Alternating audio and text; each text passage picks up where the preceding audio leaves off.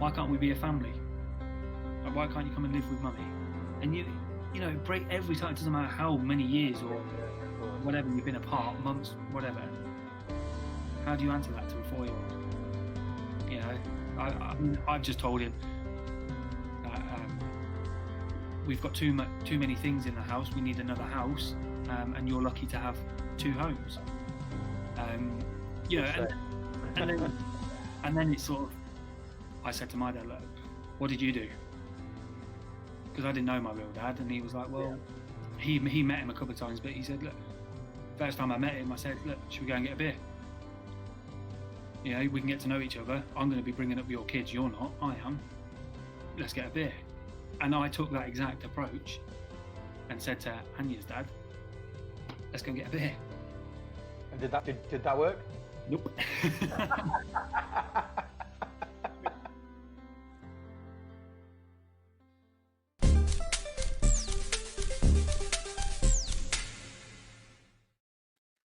And we're on. Hey, how you doing, Tilly? Are you all right, mate? I'm good, mate. Are you? Yeah, not so bad. Listen, mate, first question. Have you got your beer sorted? Cheers, pal. It's a bit of a lightweight one, but I was going to ask you what you're drinking, but I've gone for the same. Beer sponsor. Yeah. If they're watching, yeah. No, listen, mate. Thanks for coming on. I know we were talking about hopefully doing it face to face, but the world has decided that we have to do it like this, so we'll give it a go. Look, to be completely honest, the whole point of me doing this and starting the blog was, well, one, because I was a bit bored. You know, we literally cannot go anywhere at the moment. So yeah, I was just a little bit bored. But two, the other point is we're both starting to get to the age now where friends and family are starting to have kids, and people are starting to come to me and saying, "Oh, how did you do this? And what did you do about that situation?" And do you know what? It got me thinking back to when we had Leo, and there is literally no advice out there for dads about what to do, what not to do. And I always sort of go back to I remember the first moment we had Leo. So Carly, we had a cesarean. Well, I say we, Carly, my scar's not there. Carly had a cesarean, and just after that, she's in the recovery room, absolutely knackered. And then the doctor comes in and says, "Oh, here's the baby. You need to feed him."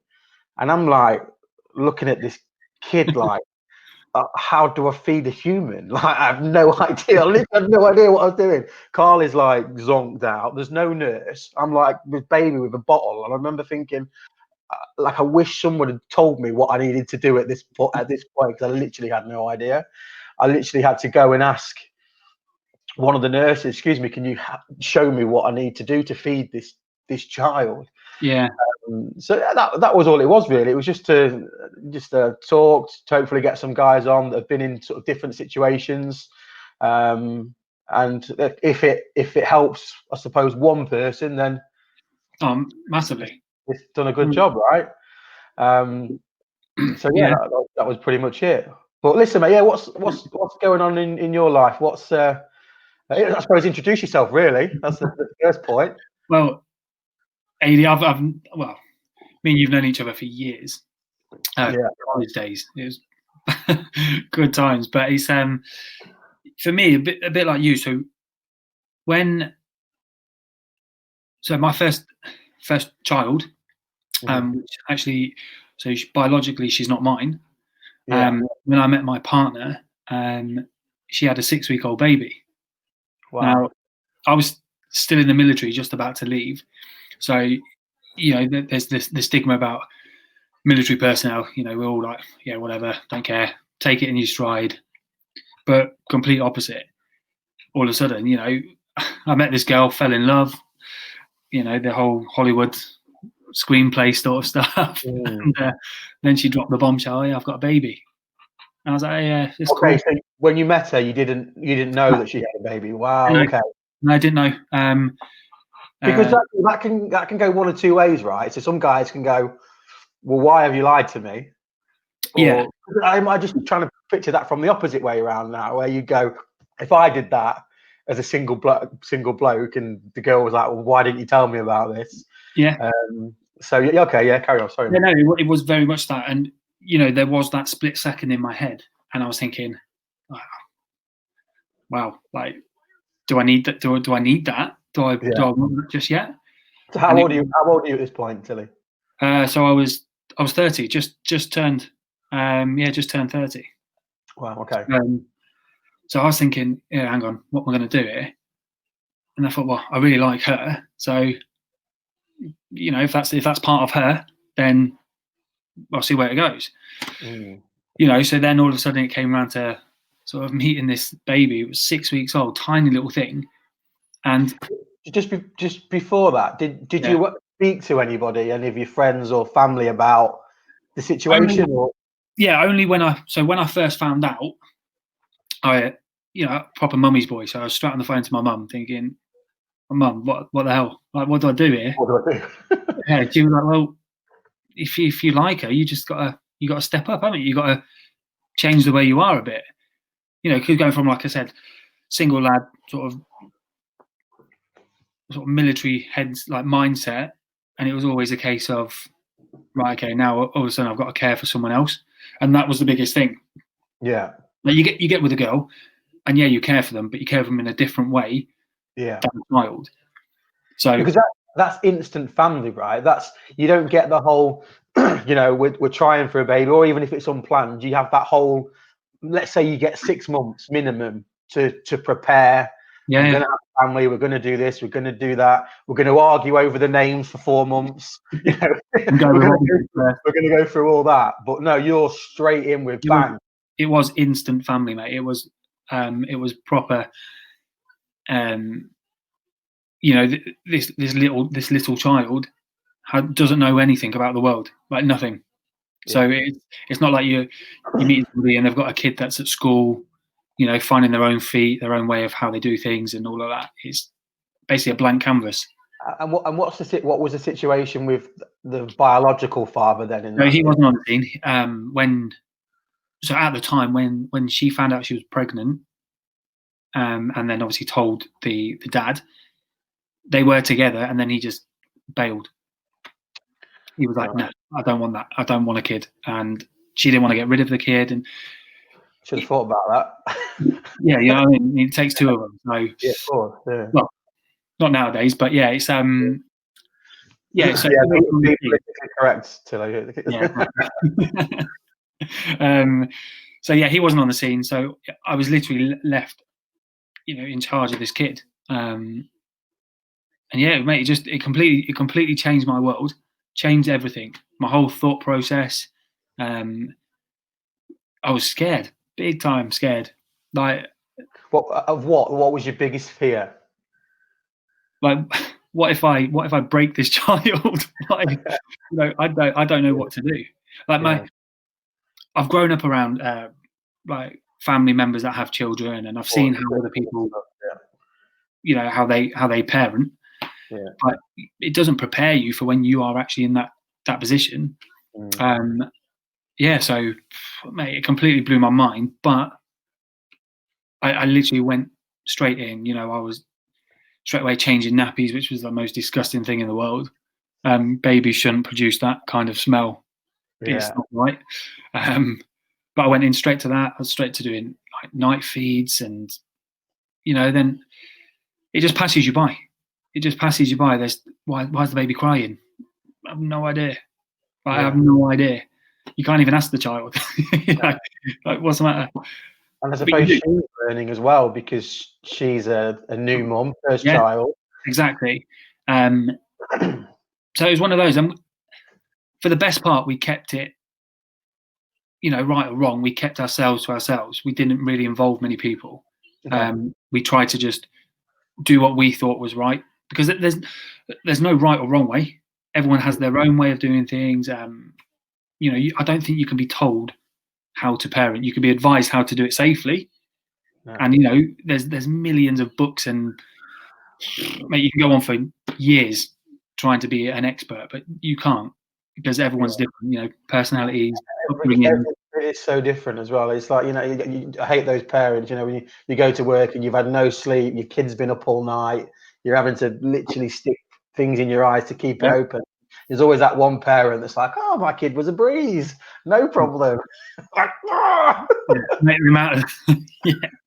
amount of times I used to go back into work, like I say, I was just transitioning, leaving the Air Force, and I'd go in and my boss was like, oh yeah, I remember my kid at that age slept right through, absolute dream.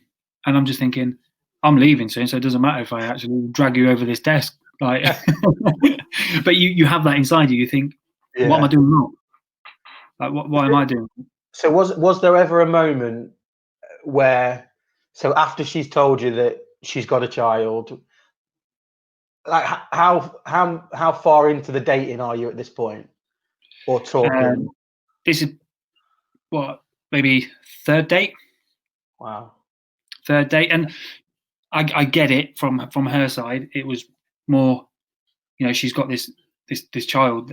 She doesn't want to just bring anyone in, and so she had to get to know me first. Of course. So it was I think it was the third date, and then it was that, I've got something to tell you, and I was thinking, oh, here we go. Psycho ex-boyfriend. Yeah. Or where's your husband? Like, come on. And she said she had a kid, and I do remember swearing and going, what? But did when she said that, did you imagine that it would be a 6-year-old child, 6-month-old, 6-week-old child? No. I thought it was, like primary school, like young kid, whatever. Nothing prepared for a 6-week like old baby, and I was thinking, oh my god, like this is, like I said, instant family. And that's what everyone would say. They were like, well, you've got an instant family, that's perfect. You haven't had to deal with the pregnancy side of it, like being there. Yeah. And I thought, yeah, but I want that. Like, I want that experience, but because I've never been around that, but prior, and it was one of those things. It was kind of, in a weird way, taken away from you. Do you know what I mean? Because I'm raising this child now as my own. Yeah. And I'm thinking, well, I missed out on all of this stuff. But she's 5 years old now. But me and her mum, we're not together. We're still really good friends. But we have our own boy as well now. Yeah. So I was there for that, and it was easier in that sense, but completely different again, because now, even though I see the little girl as mine, my boy is mine. There's, biologically. So again, it's it blew my mind, the whole pregnancy. Yeah. Because I remember growing up, right? I think that era, you didn't really see loads of pregnant people. Like you didn't see it, and even in your family, like people were pregnant, but you didn't really hear about it. No. Again, it's just, I mean, this is when we go back to our sort of college age, there wasn't girls with kids or people having kids, whereas now I think it's much more common that you have a child at such a young age. It's so normal now. I think everyone has a child or some sort of connection to a child.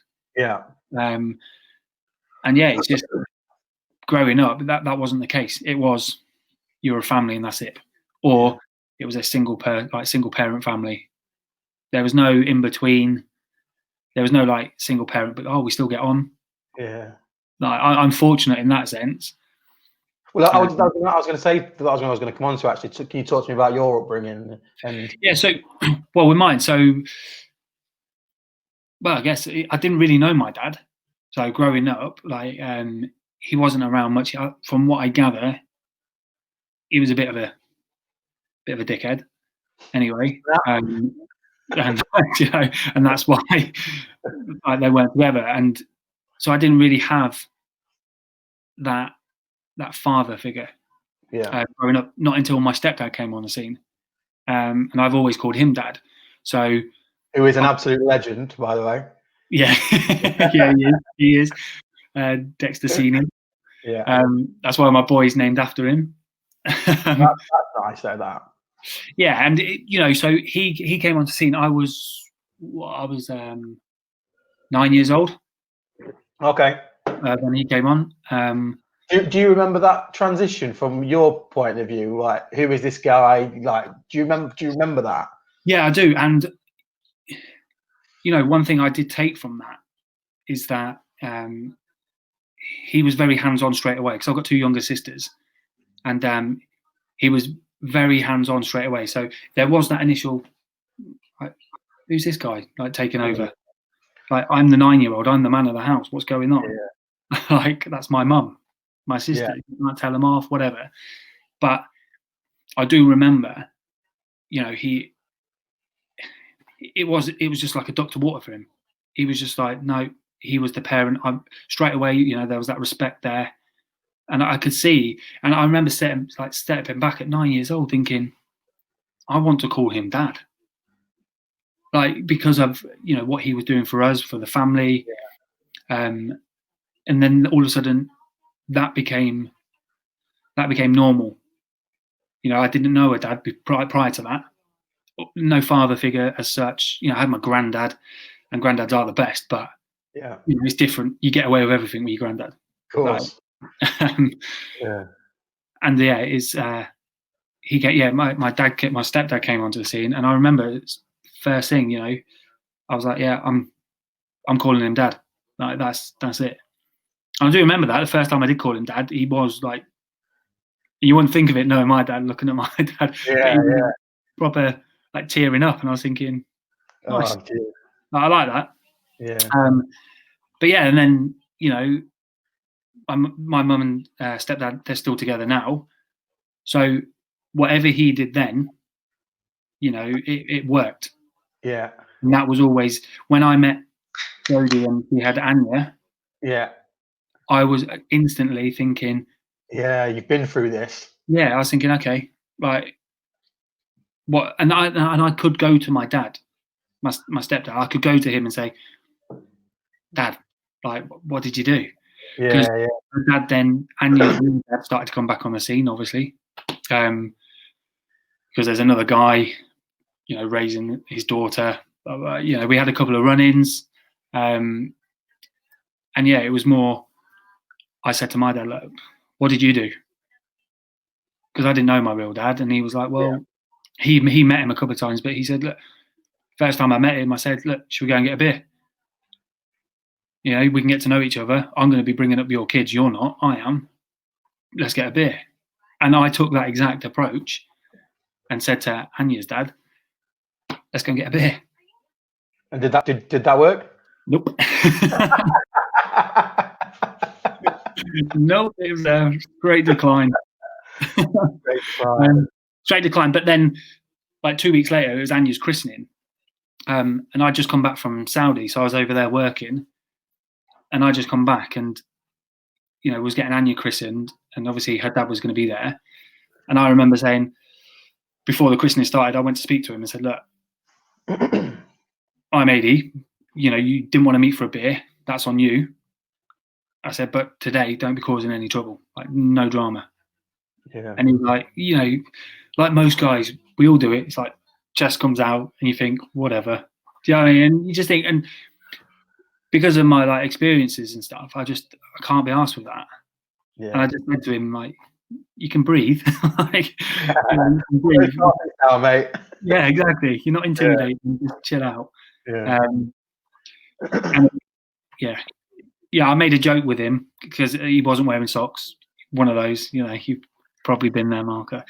I said to him, shoes and quarter-length trousers on. That kind of guy. Yeah, with the carpets, under. Yeah. But yeah, I think by having that approach to him, I think he realised then, like, okay, like, he's not going to be a pushover. Yeah. And he knew then. And then after, like, the christening went fine. The after-do went fine. There was a bit of tension, but it worked out. And he actually, funny thing is, like, maybe a month, 2 months later, he came to me for advice, right? Like, for his own daughter, because I was telling him, you need to spend time with her. If you want to be in her life, you've got to spend time with her. I said, I'm never going to stop you, and I won't allow Jodie to stop you. But that's good. That is good because there'd be some guys in situations where the other partner is stopping that, and it's through jealousy or masculinity that mark your territory. It's good that you were in a position you could come to yourself that you wanted to do that. Yeah, exactly, and that was only because of my stepdad, and that was because if that's the approach he took, and I see now how happy we were and everything. I didn't want that for a child that doesn't know any different. Yeah. So that sort of ironed out, and now we're actually quite good friends. And he has his daughter every other weekend. It's a bit of a balancing act between everyone, but it works. It works. So it was just weird from going from my upbringing to not having a dad, then all of a sudden a stepdad on the scene, who I see as a dad, and then going into that exact same sort of scenario. Yeah. And I'm thinking, geez, like, what have I done?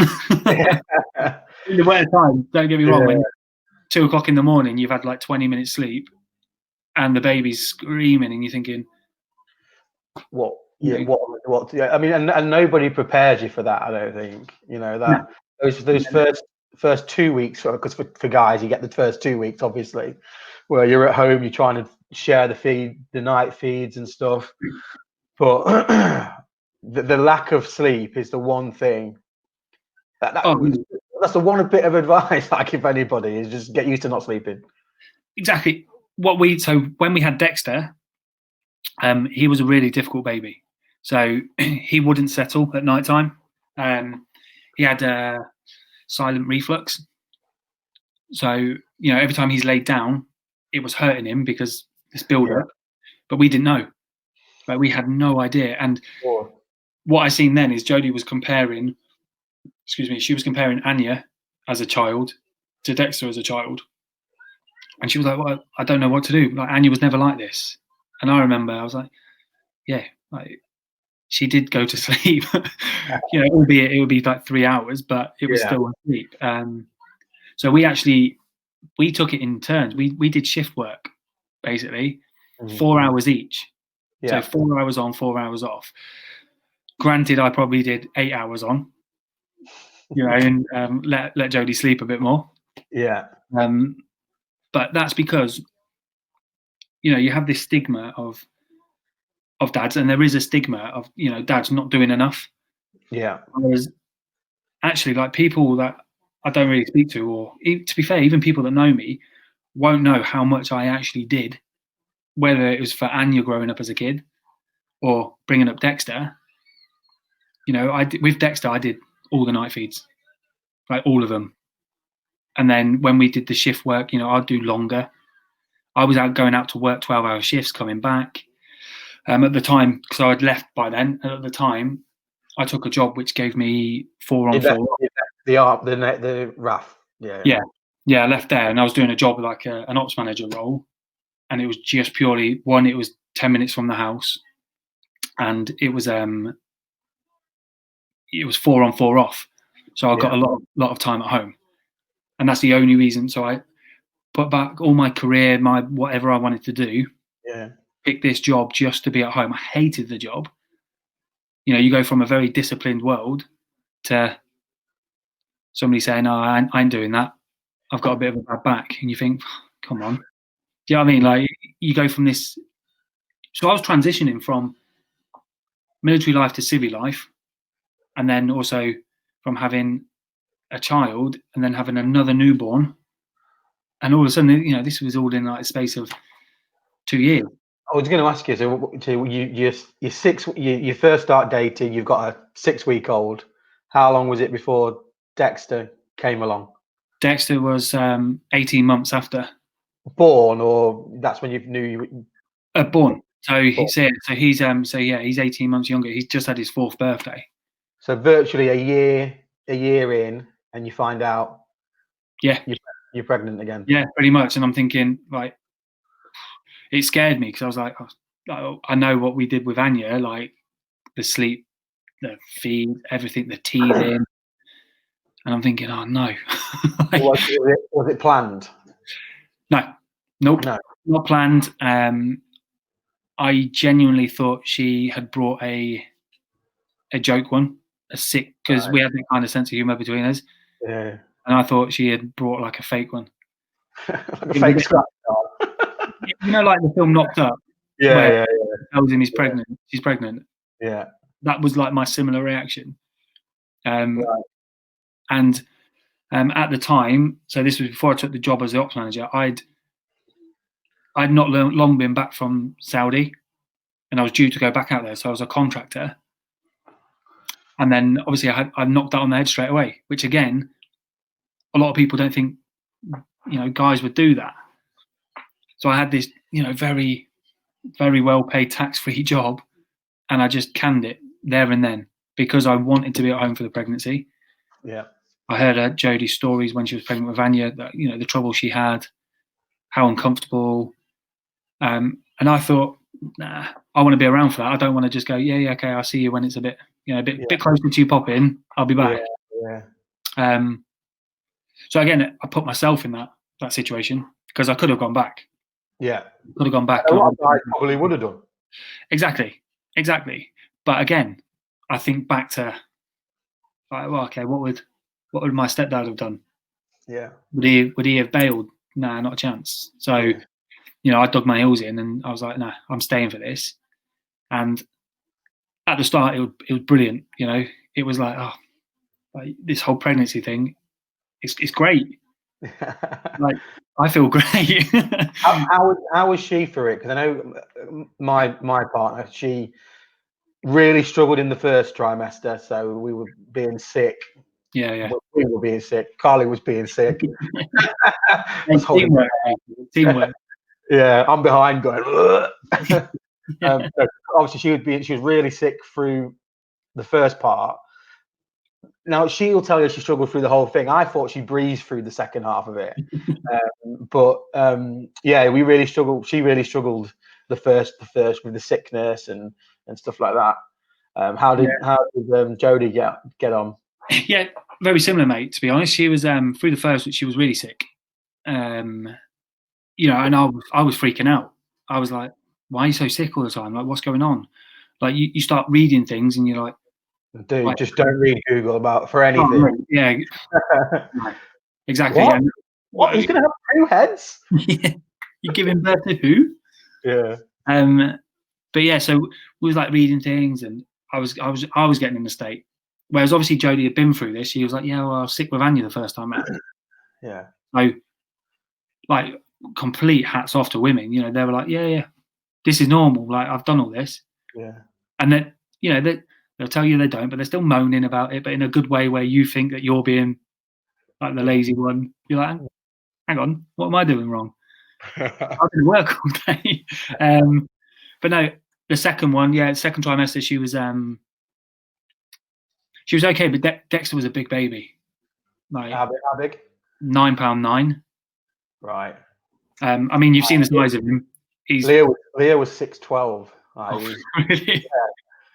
Yeah, small. Yeah, well, like I said, she carried Dex, and I just remember towards the end, because it was summer as well, or she was going through the last part sort of during summer.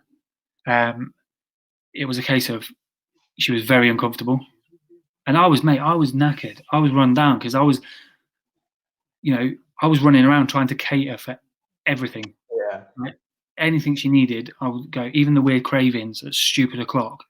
You know, I remember once nipping out to the garage, and it was probably about 3 a.m, all because she fancied some peanut butter. We didn't have any, but it was the end of the world. End of the world. Yeah. And I was thinking, how can I get another couple of hours sleep? Right, I'll go. Go get some peanut butter. Yeah. Knock yourself out, love. Enjoy it. Yeah. But yeah, I remember that. And then, so the birth, like Dexter. So with Anya, obviously I wasn't there, but she said Anya, she was back to back, which is horrendous for Was you natural birth? What, Dexter? Yeah. No, water. Yeah, he was water birth. Yeah. Yeah, so we had him in the birthing pool. Okay. Mate, that no one can tell you or prep you for that. No one. It's the weirdest. Go on then. Paint the picture. It was a cold day. I remember we was in the hospital. We was in Costa, and I remember Jodie sitting down, and then literally all I heard was a pop, and she was like, looked straight down. She was like, "Oh no, my waters have gone." And I was thinking, oh, I've just got a coffee. I've just got a coffee. Like, what the hell? So I'm then straight. It's a go cup. Yeah, I left it. Literally grabbed a wheelchair, put her in that, and like sprinted off to the ward. And I was just in like complete different mode then, like complete different mode. Yeah. No matter what they said, if it wasn't what Jodie needed or wanted, they were against me. That was it. Like, proper blinkers on. Yeah. Do as you're told, sort of thing. And so they're filling up this birthing pool. Jodie's on a bed, like giving it the loud contractions, breathing, all this stuff. I'm pacing up and down, going, what shall I do? Like, Jodie, do you want to hold my hand? And I'm getting told to, do I want to hold your hand? Get out. Like, I had no idea. Then all of a sudden, we go into this room where the birthing pool was, and I'm thinking, how? Like, she's just going to get in there, and what? Who's getting in with her? And they're like, no. So Jodie sat in there, and I kid you not, the nurses are at the other end talking, setting up the monitors and all of this stuff. They're chatting. Jodie's like screaming the place down. I'm sat behind Jodie, like, go on, babe, go on. Like, you can do it. Rubbing her shoulders, like doing nothing. Yeah. In my head, at all. Exactly. In my head, I'm doing it. I'm helping. Yeah. I gave birth. Yeah. And, I just remember they looked over and they're like, all right, he's crowning. Like, keep pushing. And then they're chatting away. And then all of a sudden, Dexter comes out. Like, in the water, the nurses are still chatting. I'm then shouting over at the nurses, he's going to drown. Like, pick him up. Obviously not realising he's still in the sack.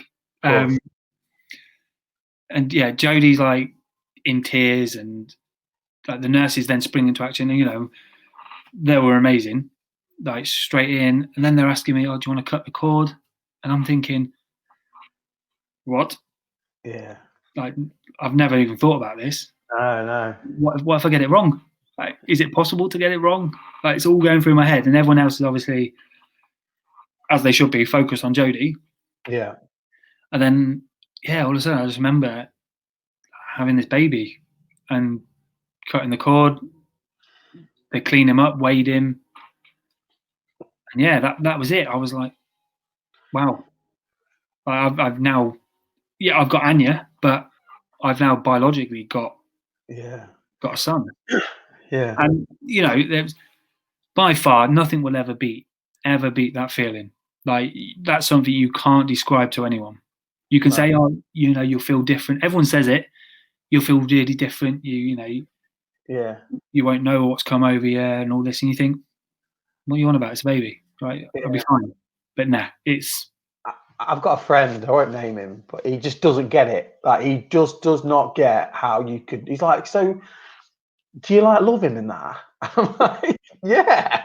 And he's like, but why? Like, what have you done? Like, and I just remember, like, the first couple of weeks where you sat with this kid on your lap, because obviously they're so tiny, aren't they? Yeah. I used to sit there and look at him and think, I fucking love you.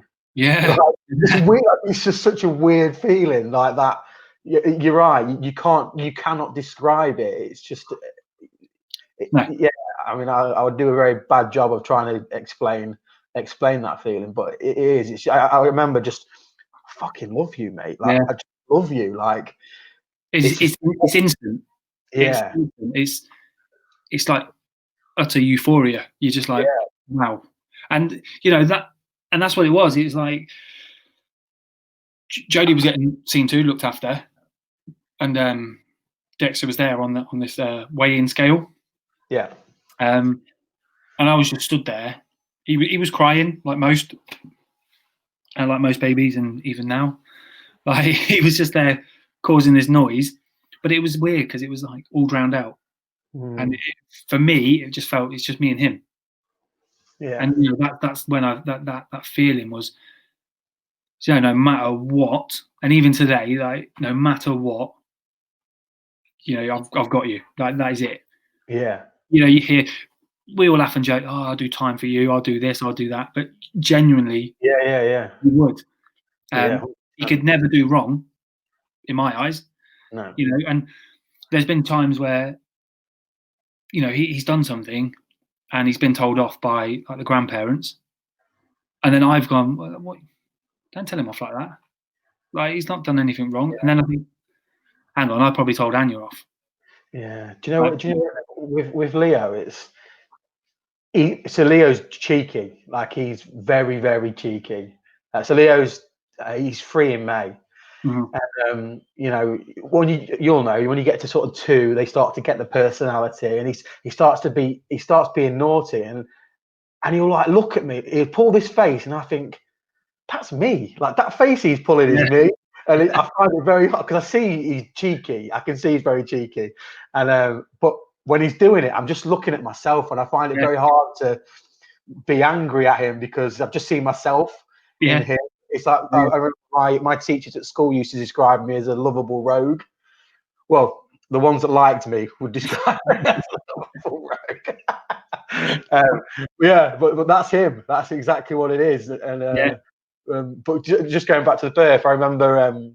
So Carly had a C-section, and you've never been through that, but I don't know if you've ever seen it. So Carly's laying on the bed, and I'm at the head end, and they put this sheet up at your chest. Yeah. So literally I can just see Carly's head. That's it. And they're doing what they're doing behind the screen. Anyway, a couple of minutes into it, they're like, "Oh my god!" We're like, "What do they mean? Oh my god!" And then one of the nurses went, "Look at his head." We're like, "What's wrong with his head?" And they go, "He's got so much hair." We're like, "Oh, thank God." What a thing to say. Yeah, look at his head. I'm like, "What's wrong with his head?" He's got horns on it. Yeah, no, he did, but he had big. His hair was like mine before I shaved it off. Yeah, it was crazy. It was crazy. But I remember seeing the pictures. It's like you say, like all of our friends our age now, they've all got kids or having kids, and it's weird because like you start thinking back, going, "Oh, I haven't spoke for ages," and then you realise, well, they've got a kid. Like that is their time. Like, I don't really have time for my mates anymore, and that's probably one bit of advice I would give to somebody, especially a new dad, is don't get wrapped up in just being a dad.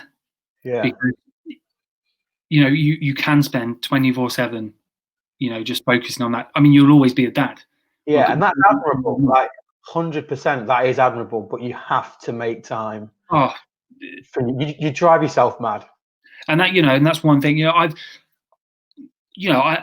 had a breakdown last year. I had so much going on. I was having all this stuff go through my mind about military stuff. I was having all this stuff with my relationship. I was having, job things like career paths, everything. It was all just going on. And I do remember getting to a point, and I just put Dexter to bed. And I've done pretty much like every bedtime with him. And I remember I just read him a story, put him to bed. He fell asleep holding my hand, which was like just. Oh, I love that. Yeah, it's one of those things, isn't it? You're like, wow. And I remember leaving the house, and I said to Jodie, I was like, right, I just need to get out for a minute. And she's like, why? What's up? And I was like, no, that's right. I just need to get out. But because I distanced myself from so many people, I was isolated. I was on my own. Yeah. And I just remember I was driving. Next thing I knew, 3-4 hours had passed, and I was actually sat on a bench in the pouring rain. Didn't know a thing. I just completely blanked out. And I was drenched. I was freezing cold. And it was only when the police arrived, because there was reports of this guy sat on a bench in the rain. Like the police arrived, no one can get hold of me on my phone because I'd left it all in the car. I just wanted that moment, that 10 minutes to yourself. that's that pressure and the pressures of being, and that's what one of the what I wrote in my first blog that I wrote. You know, all that. What's the biggest killer of men under 45, I think, is suicide, and that all comes from that pressure of having to provide, maybe shutting yourself off from. I am fully aware. I mean, I luckily, touch wood, I don't struggle really with mental health problems, but I'm fully aware of the pressures of having to provide for not only me, not only Carly, but a child who needs me and has, you know, that he's not out doing his paper round yet. You know, he needs me to be there, and he needs me to support him. And I'm fully aware of that. And but I see how, if you're not as strong mentally, that could be a real struggle for some men. Yeah. Do you know what? Like, I was never at the point where I thought I would have this. Yeah, I wasn't. I never thought, like, oh, I'm struggling here. There was times, you know, I think, oh, you know, I need to talk to somebody, but who am I going to talk to about this? Like, you can't talk to your mates because you know, what are you being a pansy for? You know, there's all that whole. It's that bravado, isn't it? Yeah. It's that bravado, and like, so I still play footy, and all the lads I'm playing footy with are, you know, probably maybe 10, 15 years younger. Yeah. And like, you hear them all, and you think, yeah, I was that idiot, like that age. Yeah. So you can't, like you say, you can't really talk to them about real problems. Throw a set, mate. Yeah, exactly. Yeah, and it was, you know, it was the relationship breakdown. You know, again, you don't hear it from men really, but you know, she wasn't very nice. Like, at the end of it all, like when I finally decided to walk.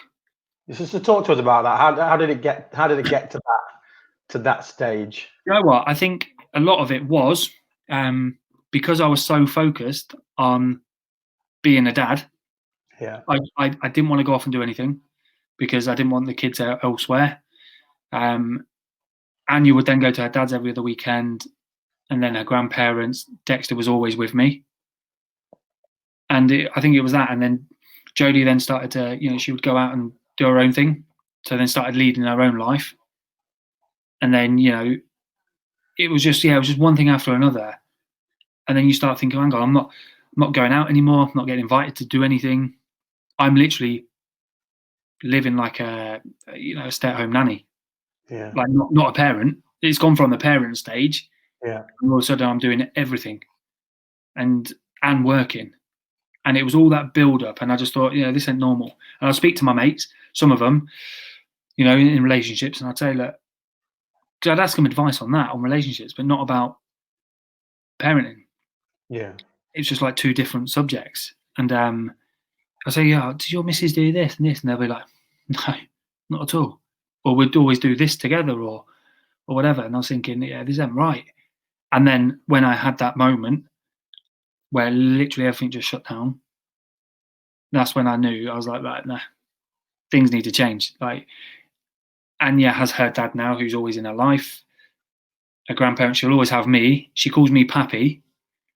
So I made the decision that Dexter would call me Pappy, so there was no confusion. Yeah. So she'll always have her Pappy.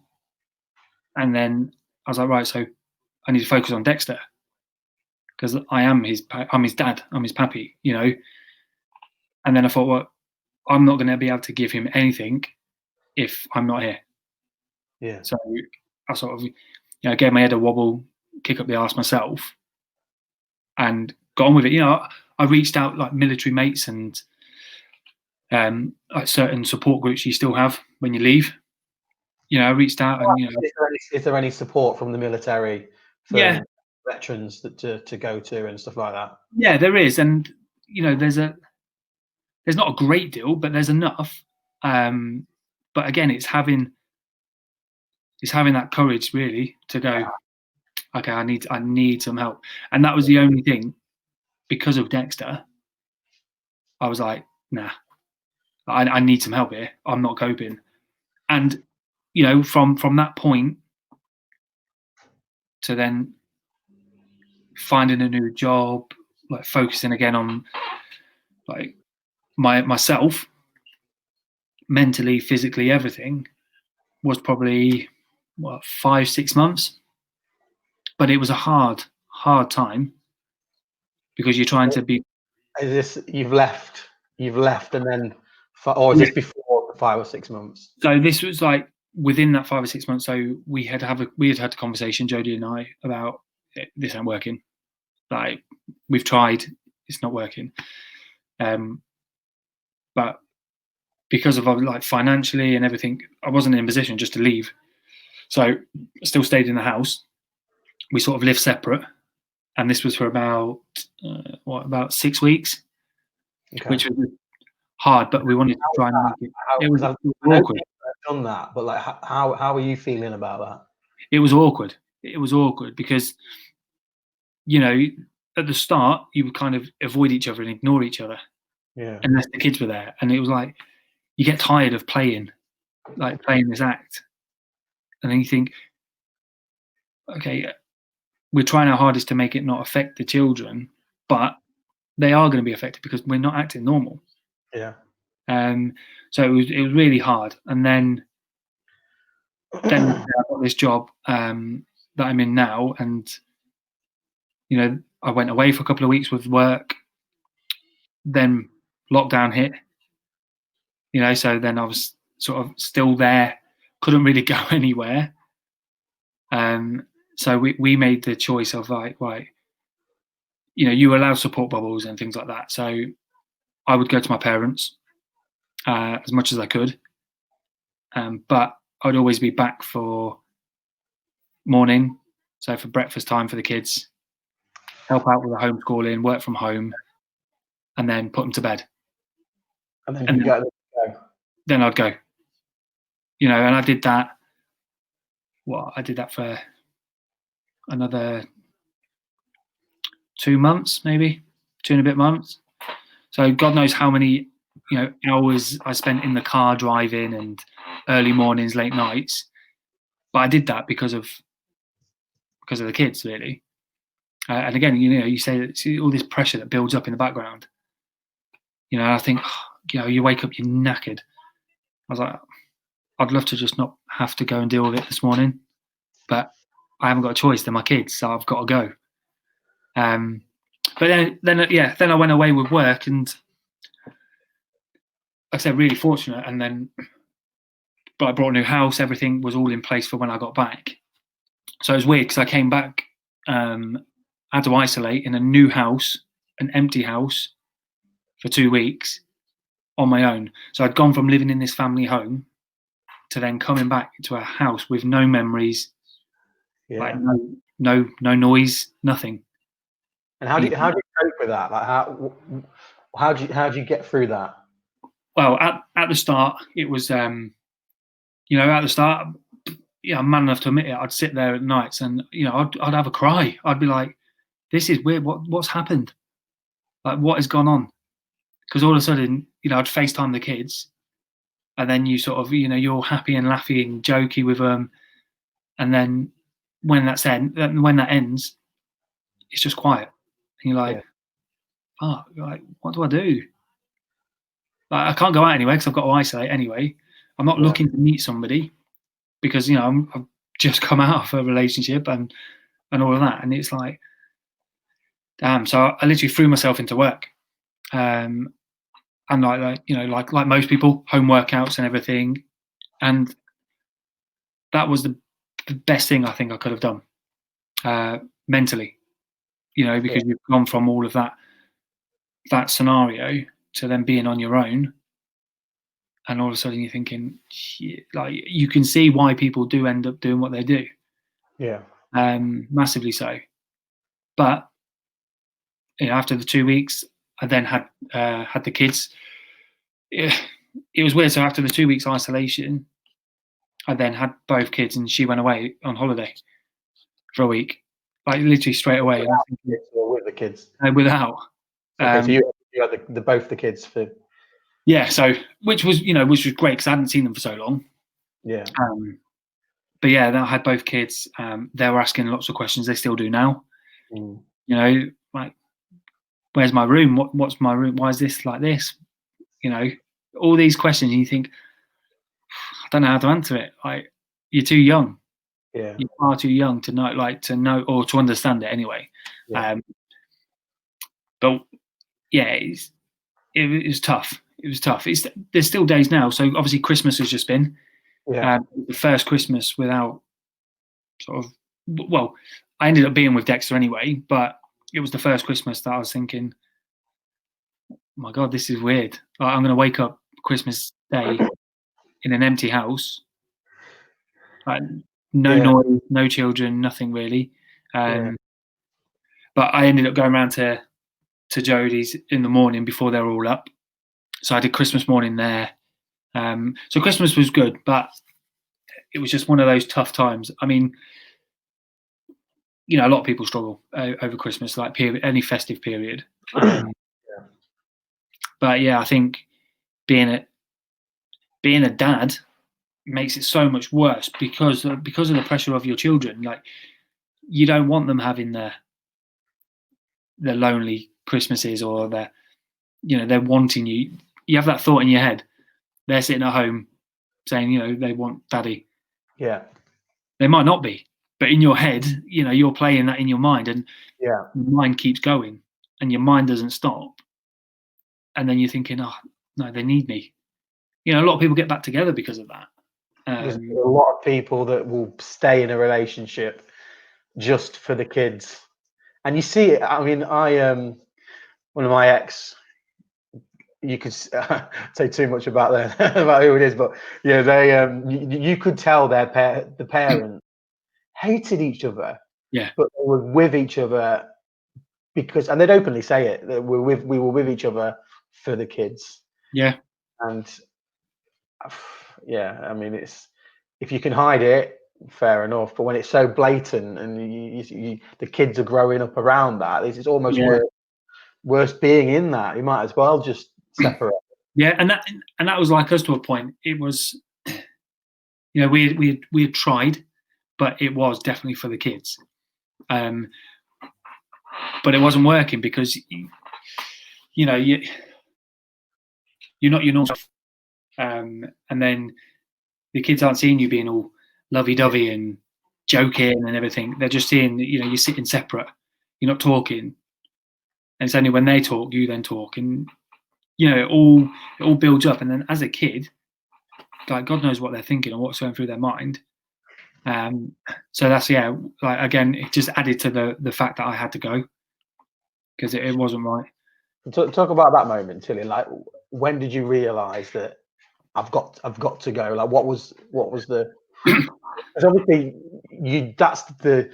if you weigh up all the scenarios of what can happen, leaving your child is the worst one, right? Yeah. Oh, massively. Get to that. What was it that made you think, I've got to go here?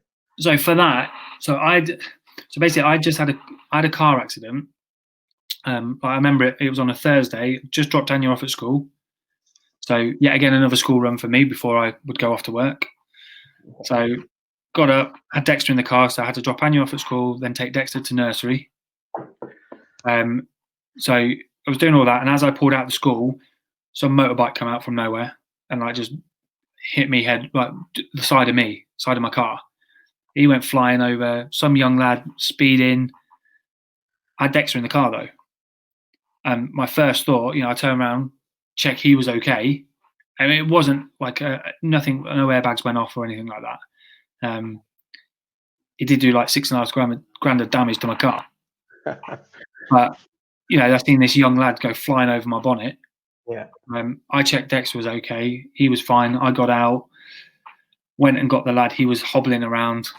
I told him, you need to lay down. Just stay on the floor. I said, I'm going to go and check my son now.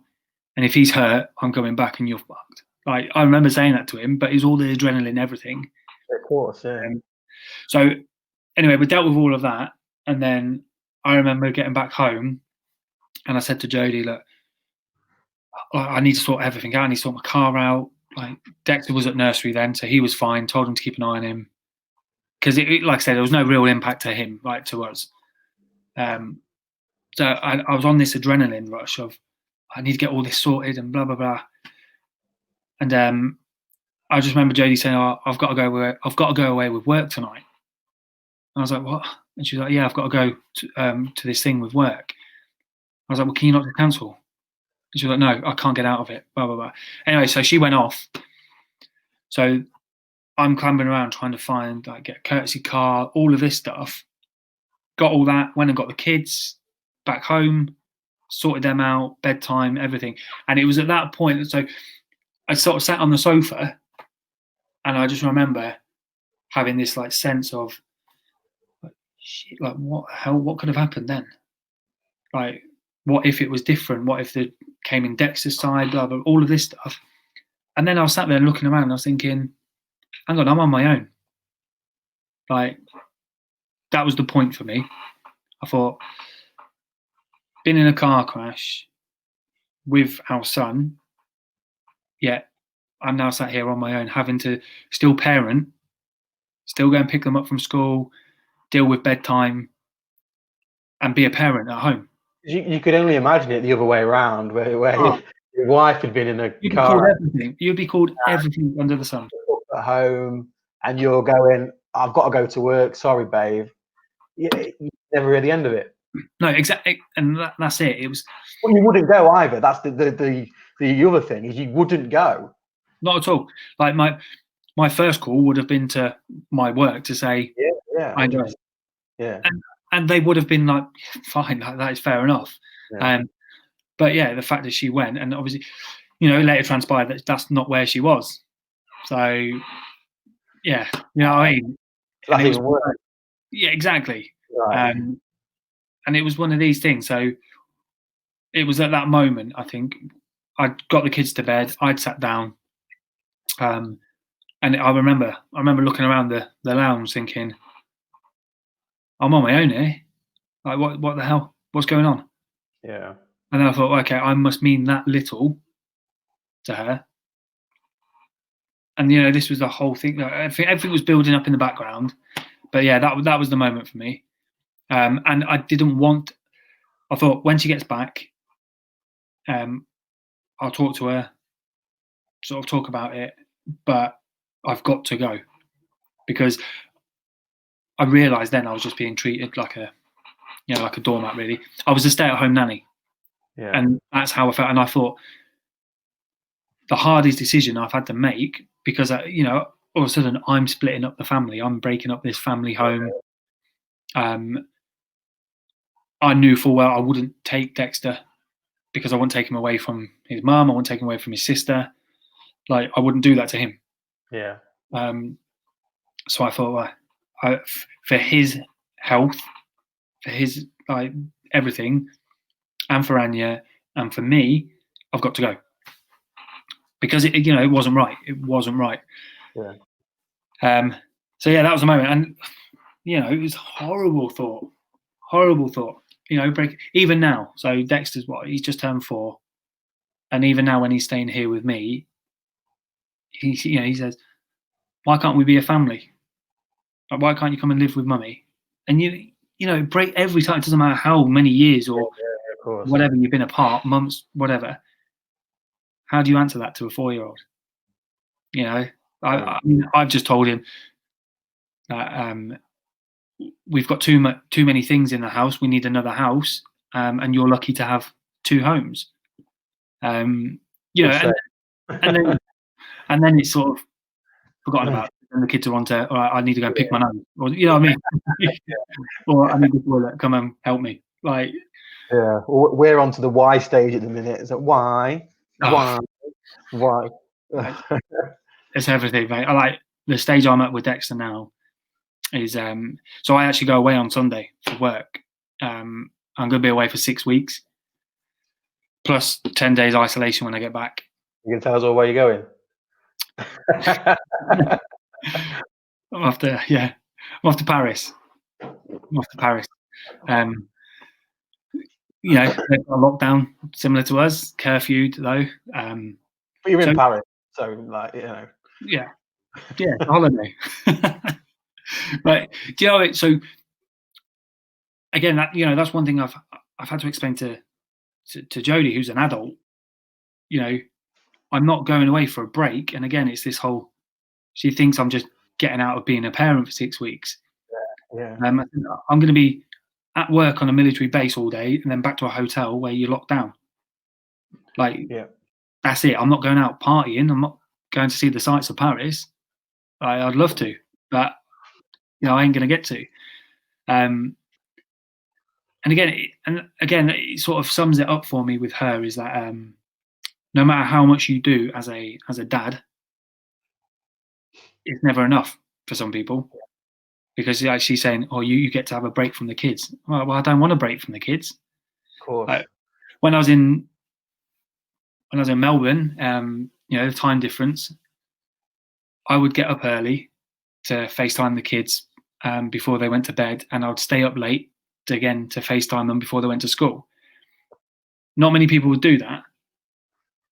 I travelled on a Friday, got there on a Sunday, started work on the Monday. I was zombied, but I still managed to make sure I was awake for when I needed to call them. And that's it. Everyone's different. Everyone has their own, it's different circumstances for everyone. I've messed up things with the kids. I'm not nowhere. No one's ever going to be a perfect parent ever. There's no such thing. The best thing you can be is happy. Yeah. And whether that's together with somebody or on your own, if you're happy, ultimately your kids are happy. Yeah. They feed off you, and that's something, again, you don't really get told. You could be sat there having you could have had a honking day at work, and you're in such a mood, and you get your kids home, and you're just sat there in a mood. They become moody or agitated. Yeah. And then you're shouting at them, and you're thinking, yeah, what have you done today? You've gone and pissed yourself all day on, picked your nose, pushed the kid over. Yeah. What are you moaning for? And it's that thing. It's you never can do enough. In some people's eyes, there's always something you're doing wrong. Yeah. And again, it's best thing is shut people out. In that sense, you parent how you want to parent or how you think it should be done. Yeah. If your kids are, if they're safe and they're happy, your job's done. Yeah. That's it for me. It's like I say, I've never been happier now, which I didn't think I would be on my own at the young age of 35. I'm in my prime, but a lot has changed for me in the last year. For everyone, lockdown and all of this stuff. But for me, you're 8 months into this breakup, right? Is that right? 8, 9 months? About 9 months now. Yeah. And where are you with Jodie? Like, how are you two now? To be honest, the past month maybe has probably been really good. The best. We're friends, but that's because what I feel is it all plays on how Jodie's feeling as the mum. Like, if she's on one, or she needs something and you can't do it or you can't give it, that's it. Like, you get the drama, you get the headache again. But no, I think that the past month, we've been, we're getting on since the kids broke up from school for Christmas. Yeah. And that's probably because I had them since they broke up. I wanted all the time with them because I wasn't gonna, of course, I wasn't gonna be in the family home and everything. So I was trying to make every day, which is, it's exhausting in itself. You're trying every day to outdo your last day with them. And again, that's not normal. Yeah. That is not normal. It's not normal for a kid to come in and always have a present, always have a gift. And you try and compensate. I did at the start. I was trying to compensate and sort of mask all the questions, but probably for myself. Yeah. So, I was buying them stupid gifts all the time, and they'd come to mine. It'd be like, yeah, you can eat whatever, we can do whatever. Yeah. Proper party time. But trying to be the good person, good cop. Exactly. Yeah, exactly. And it was only after I actually spoke to my dad, and he was saying to me, you don't want to be doing that.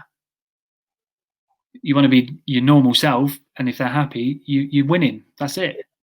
You don't need to be this whole, oh yeah, you can have anything at my house. You know what I mean?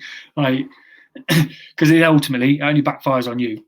You know, you're filling with sugar all day, and then it's like peeling off Satan from the wall. You know, it's chaos. But then it's also affecting your and Jodie, because you and Jodie need to have a cordial relationship, right? Ultimately, and whether or not it is right now, long term, it probably will be.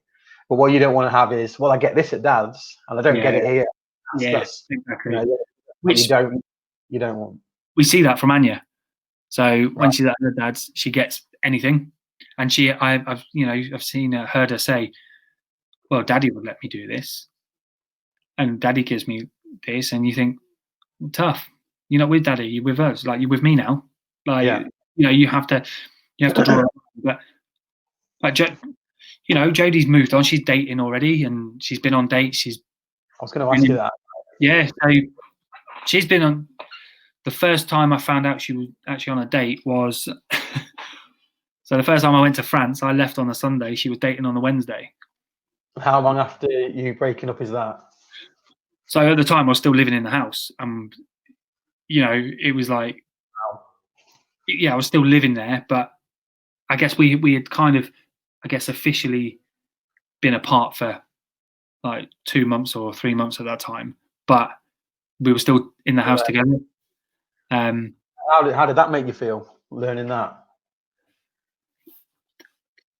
I went through all the stages. I went angry. I was upset. Then I was thinking, no, I can't let that happen. We need to be together. All of that stuff. And it was actually one of my mates I spoke to who then said to me, just remember why you're not together. Yeah. Yeah, okay. And he goes, and look how quick, she's moved on with somebody. Again. Yeah, exactly. And I was like, yeah, fair one. Like, so that first one was the hardest to hear. But there's been 4 different since I've been back. It's I've told her she can do what she wants, but not around the kids. Okay, that's the challenge there, isn't it? It's bringing somebody else into that family, and then that's a whole nother scenario of problems for you emotionally.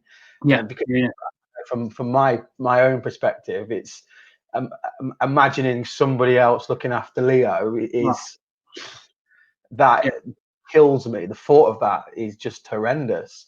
Yeah, so I had all that. I had one of the guys she was with had a daughter.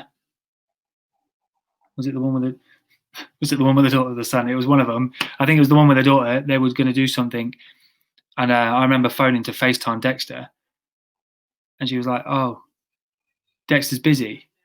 I was like, "How can a 3-year-old be busy?" I was like, "Go and tell him I want to speak to him." She goes, "Oh, he's out on his scooter with this guy, Steve." We're meeting kids and fellas already. Yeah, straight away. And I was like, the thing is, I had said to her, the only thing I asked her 2 things. One was to be honest with me, and one was to let me know before the kids met anyone else. Yeah. So one, I could prepare myself, but also talk to them. Yeah. About it. And I got the whole, yeah, no problem. Of course I'll do that. Out of respect for you, of course I would. Well, not at all. Not at all. So yeah, that was hard. Like, so my son's outside playing with another guy pretending to be daddy. Like, that was hard for me. But that relationship didn't last long for them. And now, and like I said, we are in a good place now, which is, very fortunate, because not many people can do that. But again, I don't know how that will last. Like, when I'm away, Jodie's not a very hands-on mum. She's a good mum, don't get me wrong, but she's not a hands-on kind of mum. So I think she'll struggle. She'll struggle a lot more whilst I'm away, because I do so much. Do you have any other support? Are your parents involved with both kids or just Dexter? No, both kids. Kids. But they don't get to see Anya. So she's always with Jodie's mum and dad. Okay. So it's a shame, because Anya loves seeing them. and they don't treat her any different. And how do you think that dynamic works long term? Because obviously, Anya isn't yours, although you've been brought Yeah, up. What, 4 years? 4 years? 5 years now. Yeah. 5 years? Is there a point where that you think that tails off? I imagine you wouldn't want it to. No, I definitely wouldn't want it to, but I think naturally it will. But it'd probably be more for Anya's sake because she's got her dad and his wife, and their family. She's got Jodie, her mum, and then whoever she's with, and then probably their family, and then she's got her grandparents. Do you know what I mean? She's got all of these others, and I'll always be around for her no matter what. But yeah, I think it's sad to think, but I do think it will tell. It'll just stop because there's been times already where I've gone maybe a week or so we're not seeing Anya because I'll get to a weekend and she's with her dad and then she's staying with her nan and granddad. Right. So I try and see her as much as I can, especially when I've got Dexter here, because her nan and granddad actually live like 5 minutes walk from mine.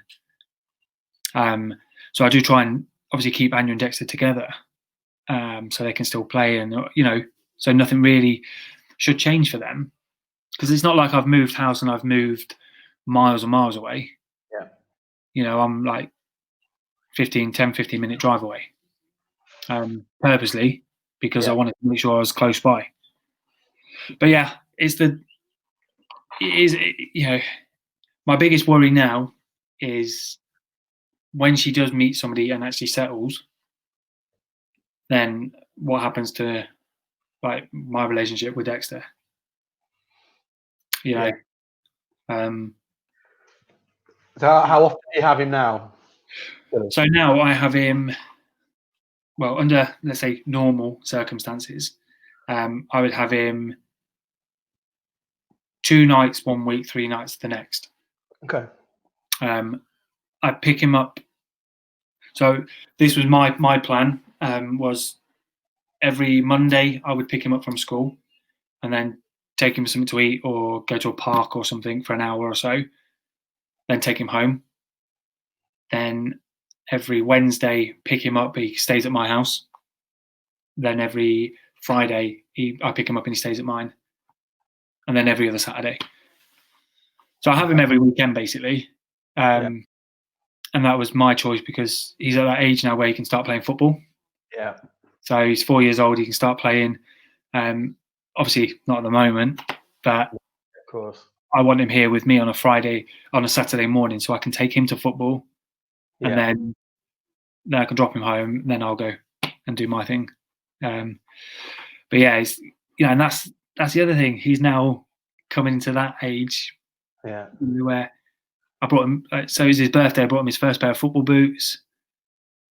It's just all this thing I remember as a kid now, and you're trying to relive those moments and those feelings, like what you felt as a kid. Yeah, I want him to experience not everything, but all the good times. Of course. So yeah, I can't wait for him to start playing. He's my retirement plan. Yeah, I've already got Leo's contract signed for his agency. Yeah, he's my retirement plan. So isn't that like so? Like I was going to say most dads, but I don't know. But I mean, most of my friends, it's like, he's gonna be a footballer when he's older. That's the plan, isn't it? Yeah, exactly. And no matter what you say, you sway them towards it. Like he'll be watching, I don't know, Peppa Pig or some Hey Dougie or something random, and I'll be like, "Oh, do you want to watch the football? Do you want to watch like Class of '92? Do you want to watch that?" Actually, so Leo's now started saying, because on the iPad he selects what he wants on Peppa Pig or Hey Dougie, and he starts going, "We watch United. We watch United," and I'm like, "Yes." I put it on, and then he just watches any football, right? So and then I was watching it. I put United on the other day. It was like the highlights of the last game, and he's like 2 seconds. He's bored of that, so he selects the next one, and it was Japan versus Belgium. United. I'm like, yeah, United. Exactly. These are the moments though that you again you can't explain to somebody.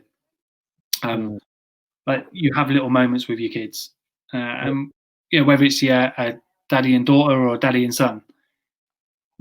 I think every day there's something that will happen, and it sort of it makes you realize, like, even now, I still try and comprehend the fact that I'm bringing this boy. I'm in charge of him. Yeah. Like, it's my responsibility to keep him alive. Yeah. It's a weird thought. And there's times where you're so mad with them. Bedtime. So Dexter's now in this phase where he's scared of the dark. So he has to have a million different night lights, and that's still not enough. Yeah. And there'll be times where he'll wake up and all I get is the other night I was in bed, 1 o'clock in the morning. All I hear is "Pappy," and I'm like, no. I'm like, "Pappy's not here." Like, no. And he's like, "Pappy, I need you." And he's like, things like that. Oh, you little bugger. Yeah. I can't ignore that. Yeah. And I say, "What's the matter? Can I have a biscuit?" It's 1 in the morning. You're like, "Biscuit?" You're like, "Yeah, of course, mate. Yeah." Lace that with cowpole. Get to sleep. Yeah. But no, it's I think this thing, what you're doing, and I hope people do take a genuine interest in it, because rather than getting somebody who says, "Oh yeah, it's so easy," or "Yeah, you want to make sure you do this and this and this when this happens." No, that's not right. Like, Leo will be completely different to Dexter. 100%. And the way you parent will be completely different to the way I parent. It's all, a lot of it is about your own experiences, and you try and make sure the bad things that you went through as a kid don't happen to your kid at all. Yeah. And I think it's finding that line of where do you draw it. And I think one of the biggest challenges that new parents will find is that, so culturally, me and Carly are very different, and we've grown up very differently. So I brought up in a council estate in Grantham, which is an absolute dive. Carly, I don't want to say life of luxury, but it wasn't a mansion or anything, but they had everything they wanted. So we come at parenting from two very different angles. Yeah. And I think it's learning not to clash over that, because you have to be on the same wavelength. You have to both agree.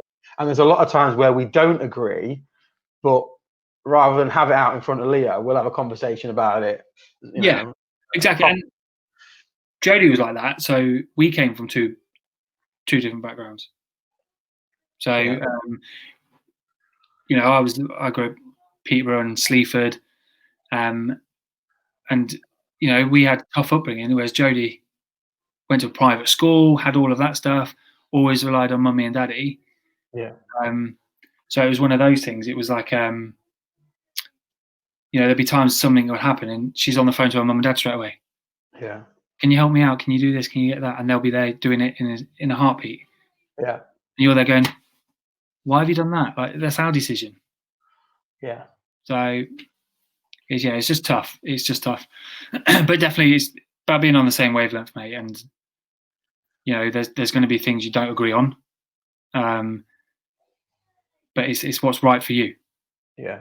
Yeah. It's compromise, right? That is the key. You have to compromise, especially if you do come from those two very different worlds. Massively. And it's compromising, communicating, and just working out yourself. Like, live your own journey with your kids. Make your own memories. Not, oh yeah, let's go in this place because this is where we've been told to go with our kids.